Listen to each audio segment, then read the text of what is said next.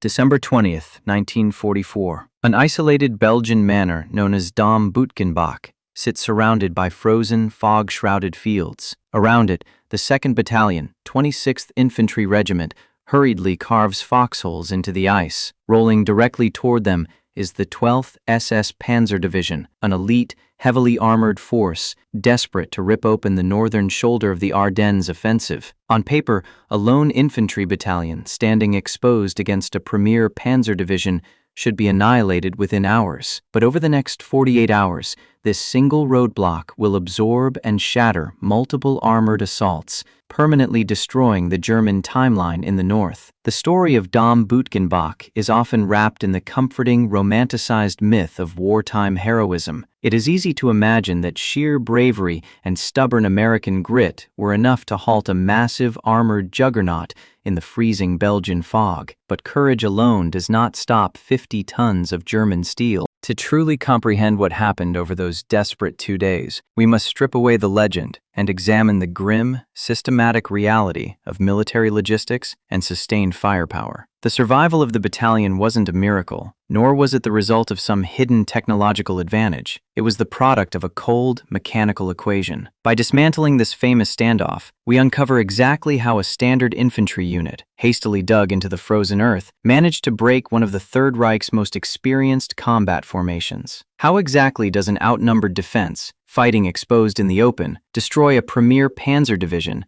without relying on a single secret weapon or fictionalized heroism? The answer lies entirely in the brutal mathematics of modern war. To understand the exact nature of this collision, we must first look at the strict timetable dictating the entire German Ardennes offensive. Operation Wacht am Rhein was designed as a high-stakes race against the clock. The German High Command knew their armored spearheads lacked the fuel and logistical infrastructure for a prolonged war of attrition. Success depended entirely on speed, shock, and the immediate capture of vital, paved road networks leading toward the Meuse River. In the northern sector, the 6th Panzer Army was tasked with the main effort, but within the first 3 days, the offensive had hit a literal and tactical wall. The elite 12th SS Panzer Division, heavily equipped with Panthers and long-barreled Panzer IVs, found itself fatally bottlenecked. The stubborn American defense at the twin villages of Rockroth and Krinkelt, combined with the impenetrable fortress of Elsenborn Ridge,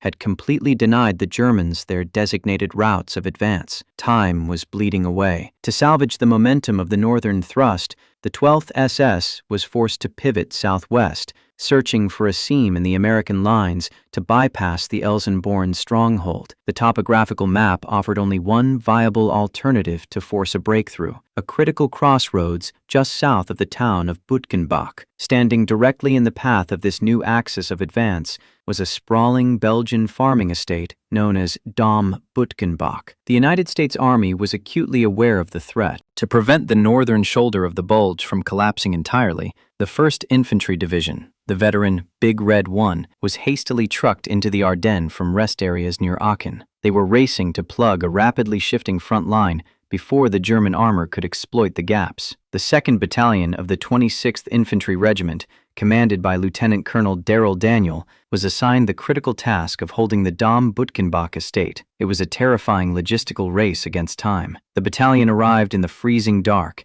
stretched incredibly thin across a wide perimeter, with barely enough time to establish basic positions. The weather was atrocious. Temperatures plummeted well below freezing, and the ground was practically solid rock. Infantrymen were forced to use axes and explosives just to chip shallow foxholes out of the icy earth. They had no heavy armor support on site, and the dense, freezing fog severely limited visibility, grounding any hope of Allied air support. On paper, it was an infantryman's worst nightmare, sitting exposed in shallow trenches waiting for an armored assault. However, what Lieutenant Colonel Daniel lacked in tank support, he made up for in geographic positioning and communication infrastructure. The Dom Bütgenbach estate sat on a slight elevation, offering a commanding view of the gently sloping open fields to the south and east, the exact direction from which the 12th SS would have to attack. But having the high ground is useless if you cannot leverage it. Knowing his riflemen could not stop a panzer division with small arms and bazookas alone, Daniel prioritized a different weapon: telephone wire. As the rifle companies hacked at the frozen dirt, the battalion's communications personnel were feverishly stringing miles of heavy black communication wire through the snow, connecting the forward observation posts at the manor directly to the division's artillery network positioned miles behind them. The Americans were constructing a massive, sprawling neural network of firepower. Every forward observer in a foxhole around the estate was directly hardwired to multiple battalions of 105mm and 155mm howitzers. The defense was not based on infantry merely repelling tanks. It was based on infantry acting as the eyes for a distant, overwhelming artillery park. This created a profound tactical friction. The battlefield was set for a strict logistical and tactical collision. On one side, the 12th SS possessed heavy armor, seasoned combat veterans, and the desperate momentum of a stalled offensive that needed to break out at any cost. On the other side, a thin line of veteran American infantry possessed a slight topographical advantage and an unbroken, sophisticated tether to massed indirect fire. As darkness fell on the eve of the assault, the temperature dropped further and the thick fog settled heavily over the snow-covered fields. The German commanders of the 12th SS began to marshal their panzers and panzer grenadiers for the advance. Based on their experiences in the opening hours of the offensive, where they had successfully overrun surprised, inexperienced American outfits, the SS expected this isolated roadblock to crumble quickly under the weight of concentrated armor. They rolled their tracks forward into the freezing, pitch-black night, fully anticipating a fragmented, demoralized defense that would break the moment the heavy guns opened fire. The first mechanical screech of tank treads pierced the freezing darkness just after midnight on December 20th. Leading elements of the 12th SS, spearheaded by motorized Panzer Grenadiers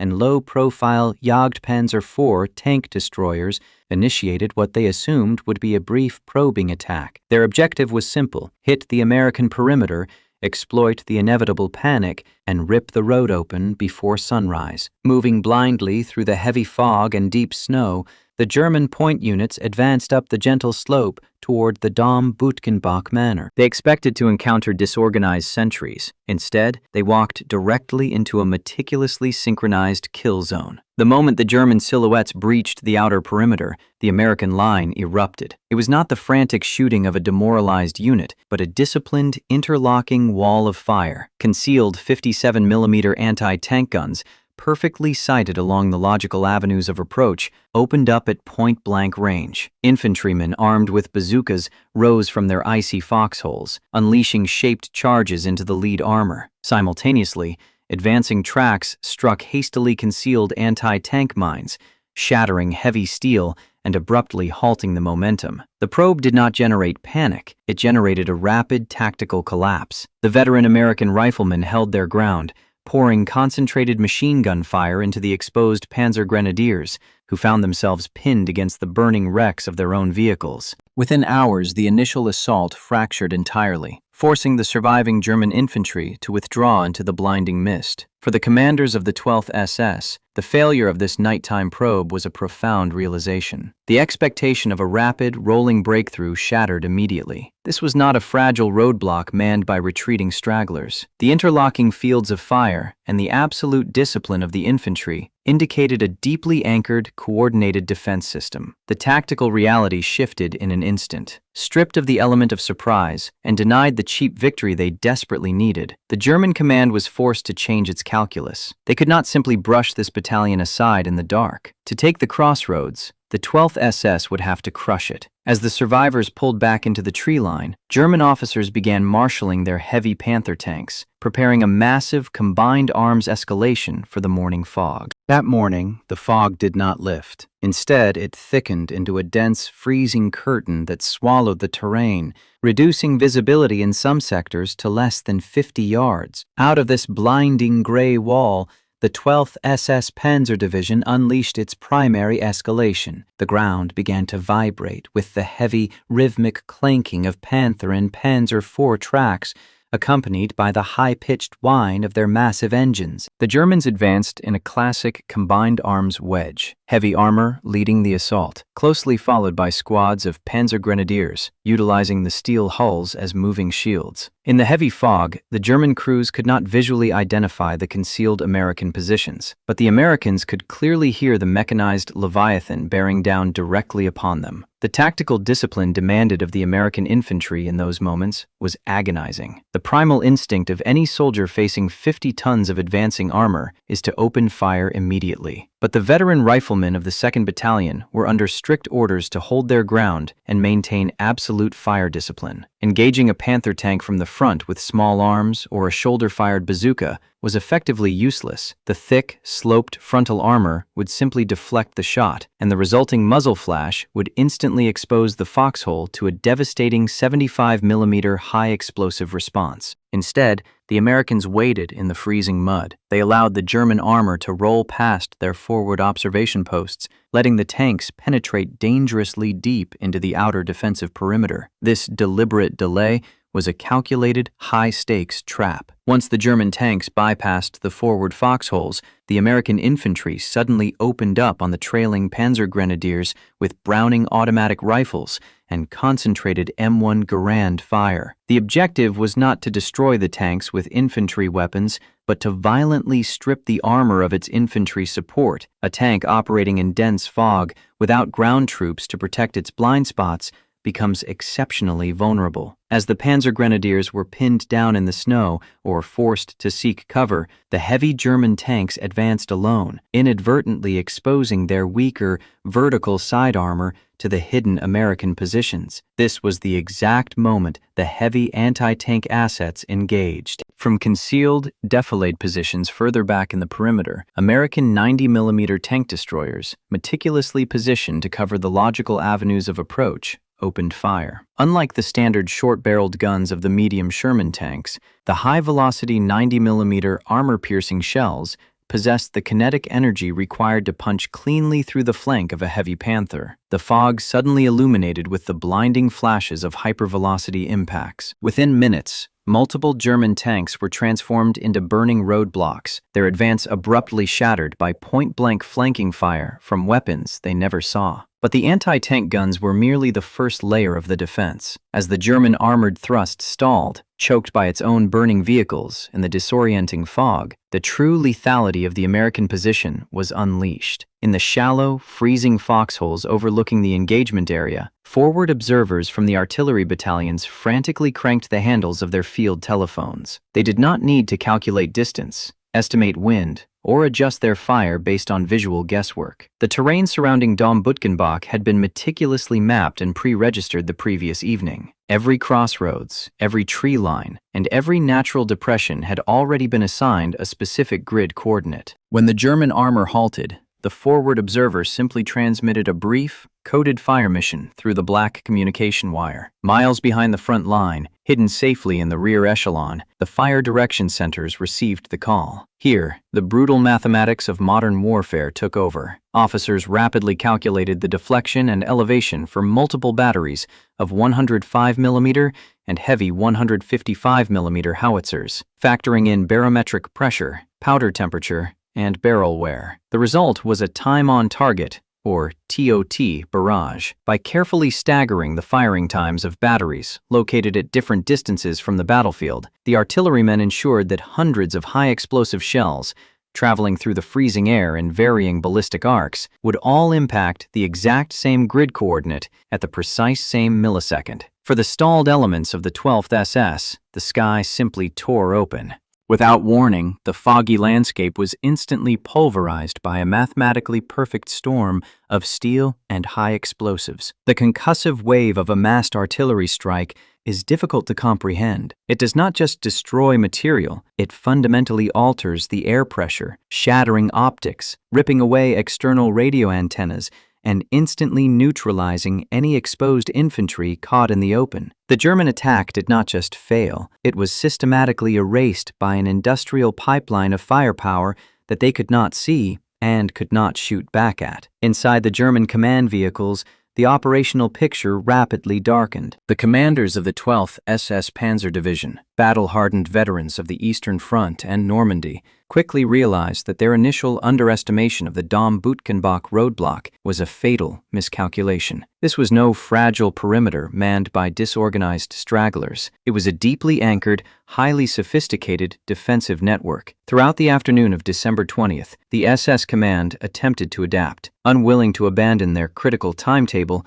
they shifted their axis of attack. If the eastern approach was a pre-registered kill zone, they would probe the south. If the south held, they would attempt to flank through the dense woods to the west. The 12th SS utilized the heavy fog to their advantage, aggressively maneuvering their armored Kampfgruppen to test different sectors of the American perimeter. They probed for a seam, a gap in the interlocking fields of fire, or an isolated platoon that could be overrun before the artillery could intervene. But everywhere they pushed, they met the same lethal equation: disciplined infantry stripping away the grenadiers, followed immediately by a devastating rain of indirect fire. The frustration within the German command structure mounted exponentially. They possessed the superior armor, they had the veterans, and they held the strategic momentum, yet they were being systematically bled dry by an enemy they could barely see. The German officers recognized that continuous frontal assaults against a networked artillery defense were suicidal. To break the American line, they did not need to destroy the howitzers miles away. They had to sever the nervous system controlling the guns. The 12th SS implemented a ruthless, highly effective counterattack. If they could not reach the artillery batteries, they would neutralize the forward observers directing them. However, identifying a single soldier with a telephone in a sprawling, fog-covered landscape was practically impossible. Therefore, the German command shifted its focus away from the infantrymen themselves and targeted the physical infrastructure connecting them, the miles of heavy black communication wire strung across the frozen ground. The Germans repurposed their heavy weapons. Instead of relying solely on the direct fire of their tank cannons, they brought their heavy 120mm mortars and multi-barreled Nebelwerfer rocket projectors to the front. They ceased targeting the forward foxholes and began systematically saturating the immediate rear areas of the American perimeter, the shallow trenches, the supply trails, and the command posts where the communication lines converged. Mortar fire is uniquely terrifying. Unlike the high-velocity crack of a tank shell, a mortar round drops in a steep, high-arcing trajectory, falling almost silently until the final fraction of a second before impact. The shrapnel pattern is specifically designed to scour the surface of the earth. As hundreds of German mortar rounds pounded the ground behind the American lines, the jagged steel fragments acted like industrial shears, indiscriminately ripping through the fragile black field wire. The tactical impact was immediate and paralyzing. In the middle of an armored assault, a forward observer would suddenly find his field telephone dead. The direct line to the artillery network, the only thing keeping the German tanks at bay, was abruptly severed. The invisible shield of high explosives vanished. Without communication, the isolated platoons of the 2nd Battalion were suddenly fighting a mechanized army with nothing but rifles and limited anti-tank ammunition. The German armor, sensing the sudden cessation of artillery fire, immediately throttled their engines and pushed forward, seeking to crush the blind and isolated American positions. The survival of the entire Dom Bütgenbach perimeter now hinged not on the infantrymen holding the line, but on the battalion's communication specialists and combat engineers. The moment a telephone line went dead, a terrifying logistical countdown commenced. The wire had to be repaired before the German armor could close the distance and overrun the foxholes. This desperate task fell to small, two-man teams of wiremen. Their job was devoid of glory and completely stripped of the romanticized myths of combat. When a line was cut, these men had to leave the relative safety of their deep dugouts and crawl out into the exposed, snow-covered fields. They carried heavy spools of replacement wire, heavy pliers, and friction tape. They had to physically trace the severed black cable through the freezing mud and ice, searching foot by foot for the exact point where the shrapnel had torn it apart. They performed this meticulous, agonizing work while the German mortar barrages continued to fall around them. Finding a break in the wire was only the first step. With fingers numb from the sub-zero temperatures, the wiremen had to strip the thick rubber insulation from the severed ends, splice the raw copper wires back together, and wrap the connection tight, all while pressing their bodies flat against the frozen earth as high explosives detonated just yards away. If they failed, the forward observer remained blind, and the sector would collapse. If they succeeded, the line would crackle back to life, the fire mission would be instantly transmitted, and the distant American howitzers would once again tear the sky apart, halting the advancing panzers. These desperate, frantic repairs were repeated dozens of times throughout the grueling 48-hour battle. The wiremen became the unsung lifeline of the entire operation, constantly moving through the barrage to stitch the battalion's nervous system back together. It was a brutal, exhausting cycle of destruction and rapid, terrifying repair. But this industrial slugfest was exacting a horrific toll on the defenders. The standard historical narrative often paints Dom Bütgenbach as an impenetrable fortress, a perfect wall of American defiance. The reality on the ground was far darker and vastly more precarious. The defense was not a solid wall, it was a flexible, severely strained membrane that was being stretched to its absolute breaking point. Continuous German pressure was forcing localized withdrawals. Casualties among the rifle companies were mounting at an alarming rate, and the supply of bazooka rockets and small arms ammunition was dwindling dangerously low. The freezing fog offered no respite, and the physical exhaustion of fighting continuously in sub-zero temperatures was beginning to severely degrade the combat effectiveness of the surviving troops. The line was holding, but it was cracking under the immense mechanical weight of the 12th SS, and as the battle dragged into its second night, the structural integrity of the entire American position began to visibly fracture. By December 21st, the heroic, agonizing efforts of the American wiremen could no longer outpace the cold mathematics of German saturation fire. The coordination that defined the 2nd Battalion's defense began to disintegrate as critical telephone lines were severed faster than they could be spliced. This was the exact vulnerability the 12th SS Command was waiting for. Sensing the sudden, paralyzed silence of the American artillery, German commanders ordered a massive, final escalation. This was not a probe, but a concentrated thrust of heavy armor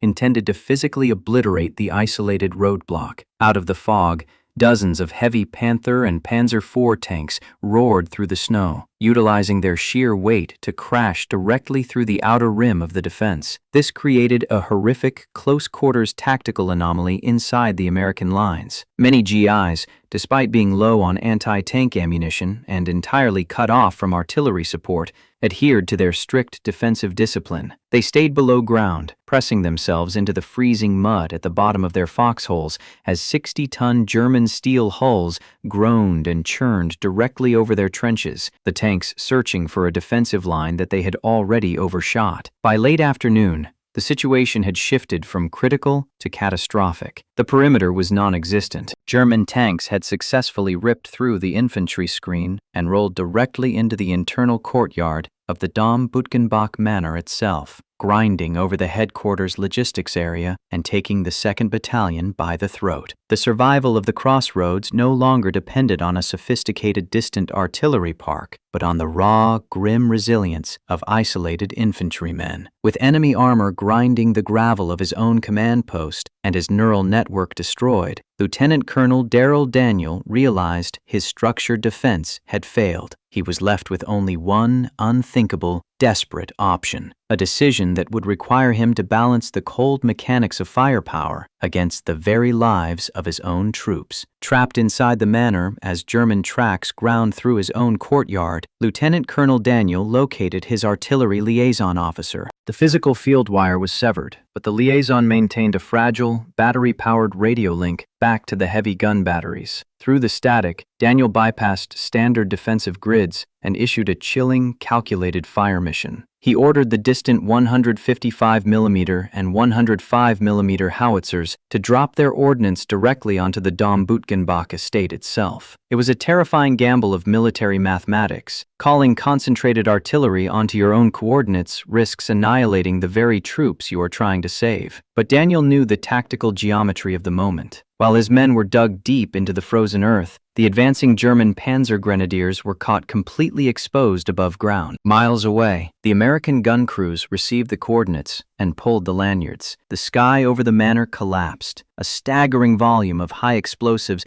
rained down directly onto the estate. The concussive force of massed 155mm shells transformed the courtyard into a blinding maelstrom of flying steel, splintered wood, and pulverized stone. Inside their shallow foxholes, American infantrymen pressed themselves flat into the ice, trusting their survival entirely to the depth of their trenches as the earth heaved beneath them. Above ground, the German combined arms assault was instantly dismantled. While the heavy armor of the Panthers could withstand the shrapnel, the unarmored SS infantry screening them was decimated. Stripped of their protective escorts in the blinding smoke and deafening chaos, the German tanks were abruptly isolated, effectively blinded inside a hostile perimeter. This was the precise vulnerability the defenders required. Emerging from the choking dust, American bazooka teams and concealed 90mm tank destroyers began hunting the disoriented panzers through the ruined estate. Firing at point-blank range into the weaker side armor and rear engine compartments,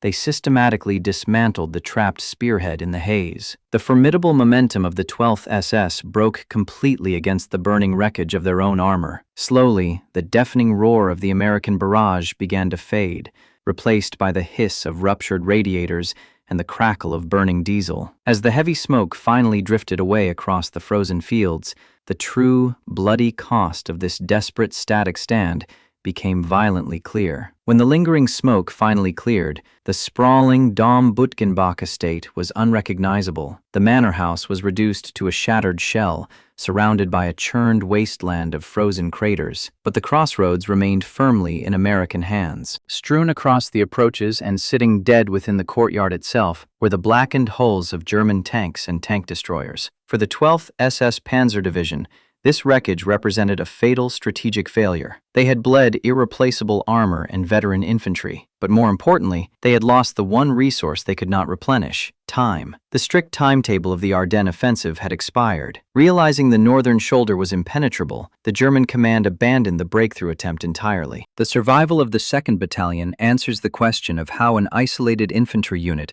stops a premier armored force. They did not break the German juggernaut through cinematic heroism or a miraculous stroke of luck. The stand was a triumph of brutal, calculated military mechanics. It was won because infantrymen maintained absolute fire discipline while 50 tons of steel rolled over their trenches. It was won because exhausted wiremen continuously crawled through mortar barrages to splice severed copper lines. Above all, it was won by a deeply integrated communication network that transformed a thin perimeter of riflemen into the targeting eyes of a massive artillery park. The 12th SS was not defeated by the men in the foxholes alone. They were systematically dismantled by a rigid logistical machine that delivered thousands of high explosive shells exactly where they were needed, proving that synchronized firepower will always break raw momentum. Ultimately, the Battle of the Bulge was not won by scattered bands of isolated heroes fighting desperately in the snow, but by the relentless, mechanical efficiency of a military machine that understood how to firmly anchor itself to the frozen earth. When the German spearheads struck the American lines, they expected to find fragile perimeters waiting to be crushed. Instead, they collided with a synchronized industrial system that had finally learned how to turn the very sky into an inescapable weapon.